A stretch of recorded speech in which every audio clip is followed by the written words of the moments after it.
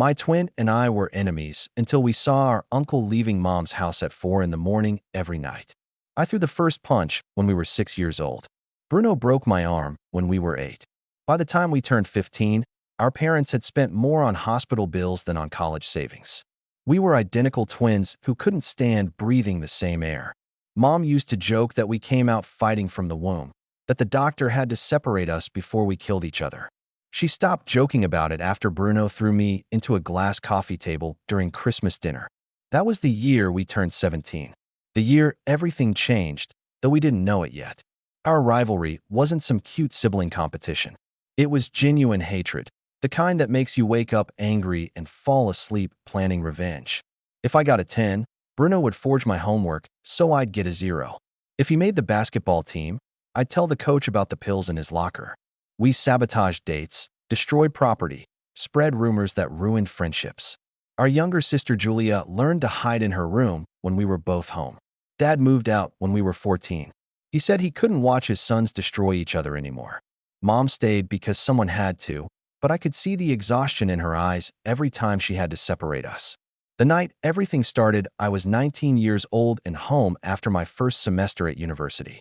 Bruno had gone to community college across town specifically because I had chosen the university.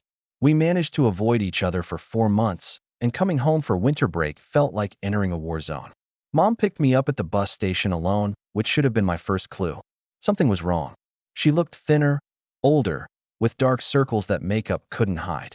The drive home was silent except for the radio, and she kept checking her phone at every red light. Bruno was waiting at the driveway when we arrived, leaning against his truck with his arms crossed. He had let his hair grow and gotten a tattoo on his forearm, some kind of geometric pattern I couldn't make out from the car. We stared at each other through the windshield, and I saw the same cold hatred I had carried my whole life. Mom sighed and said she needed to go to the supermarket, which was obviously a lie to avoid being there when we inevitably started fighting. She left us standing 6 meters apart in the driveway. The December air, so cold our breath came out in clouds. Neither of us threw a punch. We just stood there staring, waiting for the other to make the first move until Julia opened the front door and yelled that dinner would be ready in an hour. The moment broke and Bruno walked past me into the house, his shoulder deliberately hitting mine hard enough to spin me slightly. I grabbed my suitcase and followed him inside, already planning how I would make his vacation miserable. The house felt different, smaller somehow, and there was a stale smell in the air, as if the windows hadn't been opened in weeks. Julia hugged me in the kitchen and whispered that Mom had been acting strange lately, distracted and nervous. On the first night home, I couldn't sleep. My old room felt strange after months away, and I could hear Bruno moving around in the room next door. Around 3 in the morning, I heard a car door closing. I got up and looked out the window, expecting to see a neighbor arriving home late. Instead, I saw Uncle Ricardo coming up our driveway. He was Mom's younger brother, a guy we only saw maybe twice a year at family gatherings. He was dressed in jeans and a jacket and was using a key to open our front door. I watched him disappear inside, my brain trying to understand why he would be here at 3 in the morning with his own key. I crept downstairs and heard voices in the kitchen. Mom and Uncle Ricardo talking in low tones. I couldn't understand the words, but Mom's voice sounded stressed. I stood in the hallway debating whether I should confront them when I heard Bruno's door opening upstairs. I ran back up and bumped into him on the landing. We both froze, and for the first time we weren't looking at each other with hatred. We were looking at each other with the same confused question. Bruno whispered, "What the hell?" and I shrugged. We stood there listening until we heard Uncle Ricardo leave through the front door at around 4:30. Mom went upstairs to her room, and we heard the door close. The next morning at breakfast, Mom acted completely normal, made pancakes, and asked about our classes as if nothing had happened. Bruno and I kept exchanging glances across the table, this unspoken agreement forming between us for the first time in our lives. After breakfast, Mom said she had to go shopping and left. The moment her car pulled out of the garage, Bruno turned to me. "You saw Ricardo too?" His voice was cautious, as if he wasn't sure if this was some elaborate prank I was pulling. I nodded and told him what time I saw Uncle Ricardo arrive and leave. Bruno's jaw clenched, and he said Ricardo had been there the night before I arrived home too. Same time. We spent that day in an uncomfortable truce, barely speaking but constantly aware of each other's presence. That night we both stayed awake. At 3:15, we heard a car door. I met Bruno in the hallway, and we went to his window, which had a better view of the driveway. Uncle Ricardo's truck arrived, and we watched him use the key again to enter the house. The kitchen light came on, and we heard the murmur of voices. This time Bruno crept downstairs first, and I followed right behind. We positioned ourselves in the hallway where we could hear better. Mom was crying softly, and Uncle Ricardo's voice was low and reassuring. We couldn't understand complete sentences, just fragments. I can't keep doing this for Mom. Have to protect from Uncle Ricardo. What if they find out from Mom again? Bruno looked at me and whispered a fair. I shrugged because it seemed the obvious explanation, but something felt wrong about it. Uncle Ricardo was married to Aunt Linda, had 2 kids of his own, and the way Mom was crying didn't sound romantic, it sounded scared. We stayed there until we heard movement. Then we ran back upstairs. From Bruno's window, we watched Uncle Ricardo leave at 4:20. He sat in the truck for a few minutes before leaving, and we could see him on his phone, typing furiously. Mom stood at the kitchen window watching him go, and even from above we could see how her shoulders were shaking. The next morning, Bruno cornered me in my room before breakfast. We need to find out what's happening. It was the first time he voluntarily spoke to me without an insult in probably 15 years. I agreed because whatever was happening was clearly hurting Mom. And despite everything, we both loved her. We made a plan to watch the house that night with our phones ready to record. At breakfast, Mom looked exhausted, as if she hadn't slept at all. She kept checking her phone and jumping at every notification. Julia asked if she was okay, and Mom snapped at her, then immediately apologized and left the table. That night, Bruno and I stayed awake in the living room with the lights off. We told Mom we were going to a late movie. Then we snuck back in through the basement door. We positioned ourselves behind the sofa where we could see the front door and the kitchen entrance. At 3:10, right on time, we heard Uncle Ricardo's truck, the key in the lock, Mom appearing from upstairs in her robe. They went to the kitchen, and we crawled closer. My phone already recording audio. This time we heard more. Uncle Ricardo was saying something about checking accounts and making sure they didn't track. Mom said, "What about the kids?" And Uncle Ricardo answered, "They can't know, especially the twins."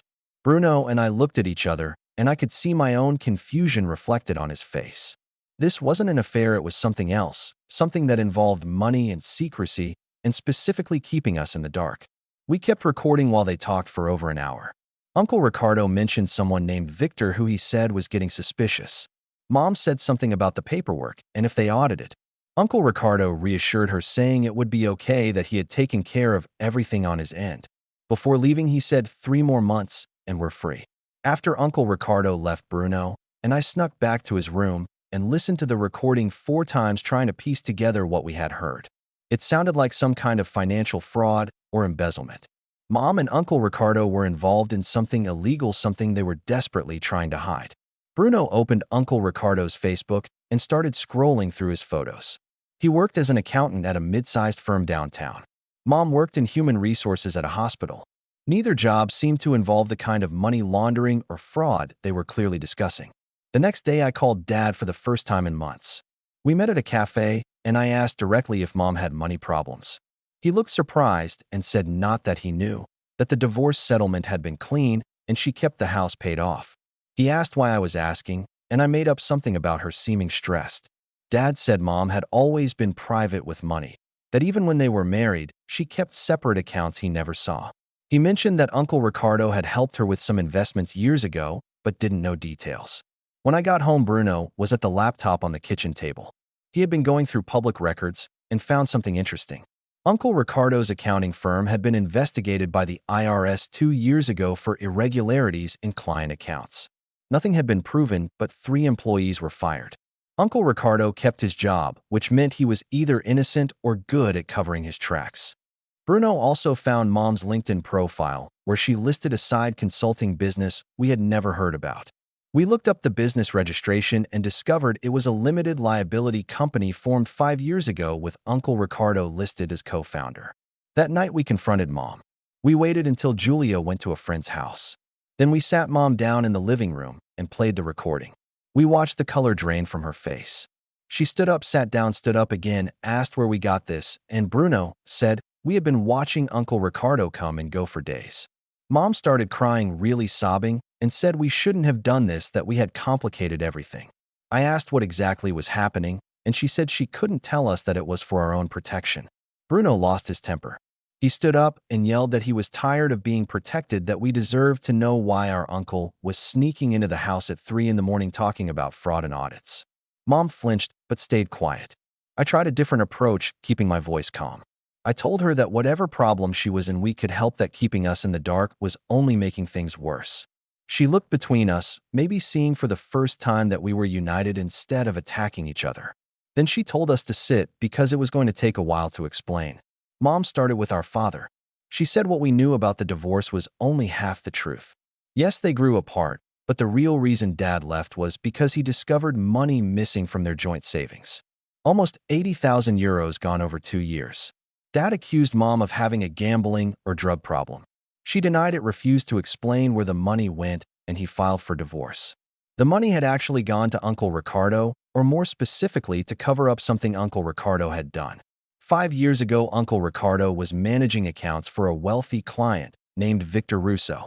Victor was a real estate developer with properties all over the state.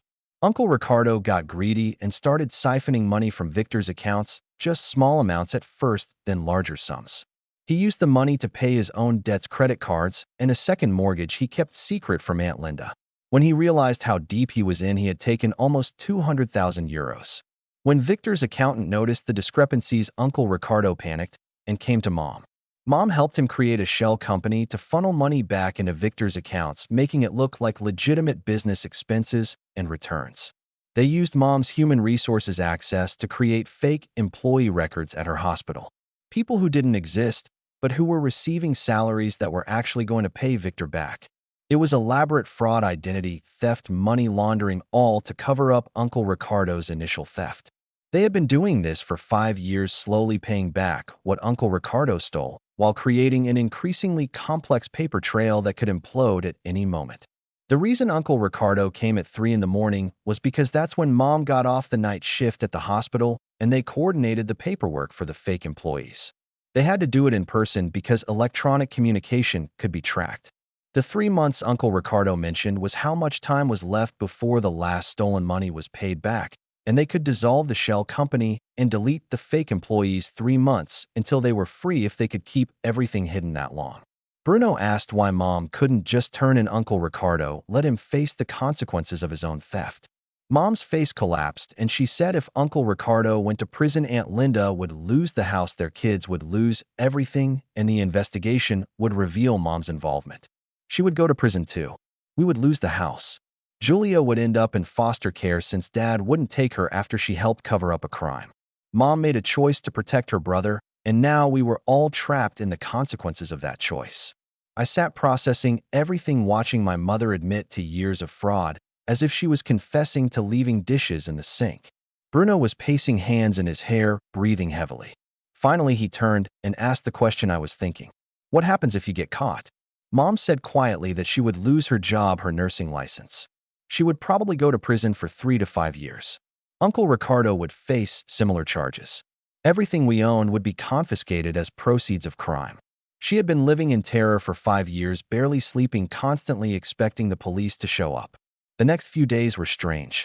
Bruno and I didn't fight because we were too busy being angry at Mom and Uncle Ricardo.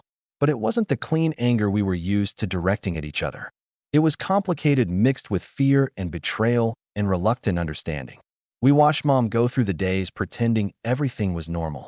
We watched her jump at every knock on the door. Uncle Ricardo continued making his 3 a.m. visits, and now that we knew what they were doing, the low conversations in the kitchen seemed even more sinister. A week after Mom's confession, I was going through the mail and found a letter addressed to Mom from the IRS. My hands shook as I brought it to her. She opened it right there in the kitchen with Bruno and me looking over her shoulder.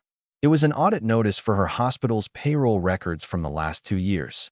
They had selected her department for a random compliance check. Mom sat down heavily in a chair, and the letter fell from her hands. The audit was scheduled to start in 6 weeks. The fake employees would be discovered immediately.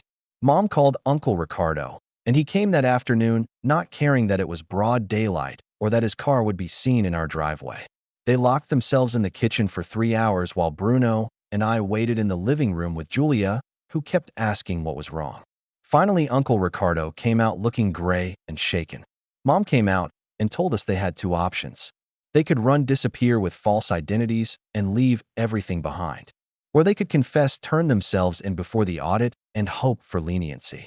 Bruno asked what happened if they ran. Mom said we would never see her again, that Julia would go live with Dad, that our family would be completely destroyed. But at least Mom would be free. If they turned themselves in, Mom and Uncle Ricardo would both go to prison, but they would be shorter sentences, and there was a chance we could keep the house if prosecutors believed Mom wasn't the mastermind. Either option was terrible. Either option meant our mother was gone. That night, Bruno and I sat in his truck in the driveway, not speaking for a long time. Finally, he said he was thinking maybe there was a third option. I asked what, and he said we needed to meet Victor Russo. If we could convince Victor that the money had been paid back, that prosecuting Mom and Uncle Ricardo would accomplish nothing except destroying two families, maybe he would drop it, maybe tell the IRS the audit wasn't necessary. I thought Bruno had lost his mind, but he was already looking up Victor's office address on his phone. We drove downtown the next morning without telling Mom. Victor's office was in one of those glass towers with marble lobbies and security guards. We got past reception by saying we were Uncle Ricardo's nephews with an urgent family matter. The secretary looked skeptical but called upstairs, and to our surprise, Victor agreed to see us. We took the elevator to the 15th floor and were led to an office with floor-to-ceiling windows overlooking the city. Victor Russo was maybe 50 years old with gray hair and an expensive suit. He gestured for us to sit and asked what this was about. I looked at Bruno, and in that moment of silence we made a wordless decision. Bruno started talking, telling Victor everything: how Uncle Ricardo had stolen from him, how Mom helped cover it up, how they had been paying the money back for 5 years, how the audit would destroy our family. Victor listened without interrupting, his expression unreadable. When Bruno finished, Victor leaned back in his chair. He said he had known about the theft for 3 years. His accountant had flagged the irregularities, and Victor hired a private investigator who uncovered the whole scheme. He knew about Mom, about the fake employees, about everything. I asked why he hadn't gone to the police, and Victor said Uncle Ricardo was paying the money back, and Victor had been keeping careful notes of every transaction. He planned to use the evidence to ruin Uncle Ricardo professionally when the time was right, to make sure he could never work as an accountant again. Victor stood and walked to the window, looking out at the city. He said he built his fortune from nothing, that he rose from poverty by being smarter and more ruthless than everyone around him. When people stole from him, he didn't just want the money back, he wanted them to suffer. The audit wasn't random. Victor had called in a favor with someone at the IRS specifically to expose Uncle Ricardo and Mom. He had been waiting 5 years to spring this trap. Bruno stood up, fists clenched. I grabbed his arm because I could see him calculating if he could take Victor in a fight. Victor noticed and smiled slightly. He said violence wouldn't help us, that everything was already in motion. The audit would happen, the fake employees would be discovered, and Mom and Uncle Ricardo would go to prison. He would have his money back and his revenge. We had lost before we even walked into his office. I asked Victor what he wanted. There had to be something, some reason he agreed to see us if everything was already decided. Victor turned from the window and studied us for a long moment. He said he wanted one thing. The only thing: Uncle Ricardo never gave him a genuine apology and public admission of guilt. If Uncle Ricardo wrote a detailed confession, signed it in front of a notary, and voluntarily surrendered his accounting license, Victor would cancel the audit. He would consider the debt paid, not just financially, but morally. Bruno asked why that mattered, why a confession would be enough when Victor could have Mom and Uncle Ricardo arrested. Victor said prison wouldn't hurt Uncle Ricardo as much as professional ruin. Uncle Ricardo's entire identity was built on being a successful accountant, on being the smart guy who managed other people's money. Taking that away, forcing him to admit he was a thief and fraudster, that would destroy him more completely than a prison cell, and Mom would be spared. What Victor said he was willing to do because she was protecting her brother, not enriching herself. We left Victor's office with his terms. Uncle Ricardo had 1 week to deliver the confession, or the audit would proceed as planned. We drove straight to Uncle Ricardo's house and made him and Aunt Linda sit while we explained everything. Aunt Linda had no idea about any of it. She screamed at Uncle Ricardo, asking how he could be so stupid and selfish. Their kids came downstairs to see what the yelling was about, and we had to leave while the family imploded. The next 3 days were chaos. Uncle Ricardo refused at first. He said he would rather go to prison than humiliate himself with a confession. Mom begged, reminding him that her freedom depended on this. Aunt Linda filed for separation and took the kids to her mother's house. Uncle Ricardo showed up at our house at noon drunk, saying his life was over anyway. Bruno and I physically dragged him into the shower and forced him to sober up while Mom made coffee. Finally, on the fourth day, Uncle Ricardo agreed. We took him to Victor's office where a notary was waiting. Uncle Ricardo wrote a confession detailing every euro he stole, every fake employee, every fraudulent transaction. He signed with trembling handwriting. Victor read it, nodded, and made a phone call right there. We heard him tell someone at the IRS that the audit at Mom's hospital was no longer necessary, that he had resolved the matter internally. The call lasted less than 2 minutes. 5 years of terror ended with a brief phone conversation. Victor stood and told Uncle Ricardo he had 24 hours to surrender his accounting license to the state board. If he didn't, Victor would release the confession to police. Uncle Ricardo nodded numbly. As we turned to leave, Victor said one more thing. He told Mom he was sorry she had been pulled into her brother's mess, that he could see she was trying to do the right thing in an impossible situation. He hoped she would be more careful about who she tried to protect in the future. Mom just nodded, too exhausted for words. The aftermath was almost worse than the crime. Uncle Ricardo surrendered his license and had to explain to the firm why he was suddenly leaving. They suspected something but couldn't prove anything without Victor's cooperation. Aunt Linda filed for divorce and got full custody of the kids. Uncle Ricardo moved to a small apartment and got a job as a supermarket manager. The career he spent 15 years building was gone, and everyone in his professional circle knew something had happened, even if they didn't know details. Mom kept her job because the audit was canceled before it started, so the fake employees were never officially discovered.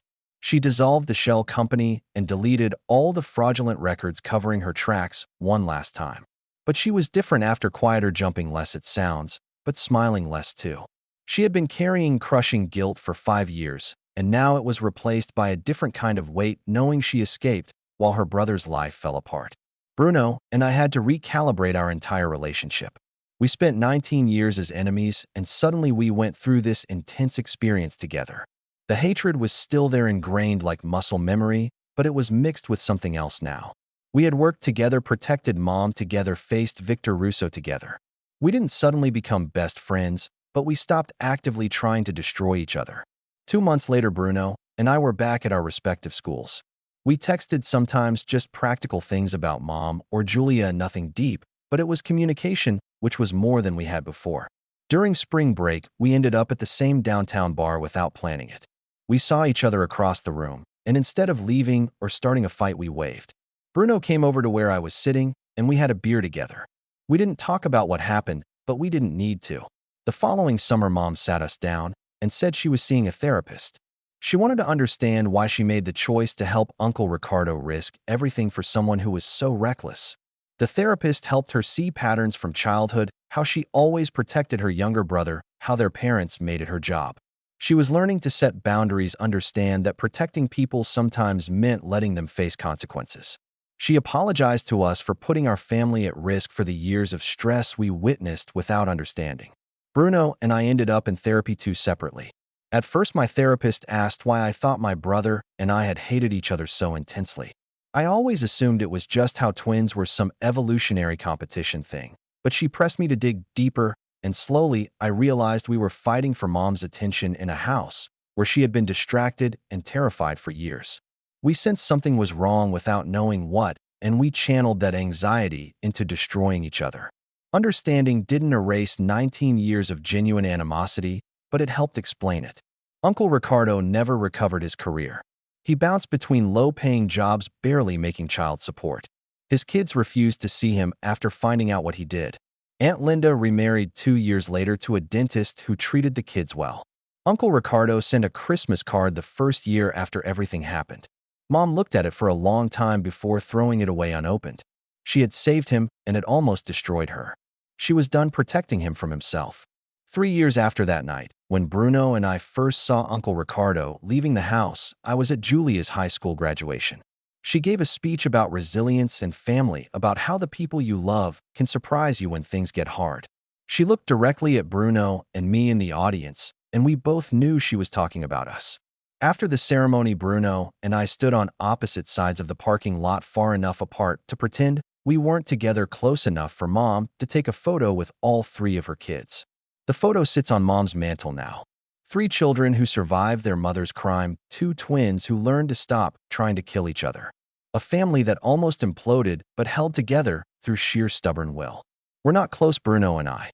We probably never will be, but we're not enemies anymore either. We're brothers who know each other's worst qualities, who saw each other at rock bottom, who faced a real enemy together when it mattered. That has to count for something. Yeah,